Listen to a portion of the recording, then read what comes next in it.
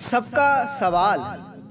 Hello दोस्तों, नमस्कार। सबका सवाल में आपका स्वागत है। आज हम बात करेंगे पावर स्टार खेसारी लाल के बारे में, जिनका मूवी आ रहा है संघर्ष 2।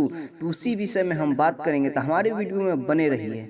जैसे खेसारी लाल का जान तेरे नाम, मेहंदी लगा के रखना, मेहंदी लगा के रखना 3, संघर्ष, कुल्ली नंबर 1 और बहुत सारा मूवी इनका हिट गया है। और अपार सफलता के बाद संघर्ष 2 मूवी बनने जा रहा है। खेसारी लाल का सबसे महंगा पिक्चर आ रहा है, जिस पिक्चर का नाम है संघर्ष 2।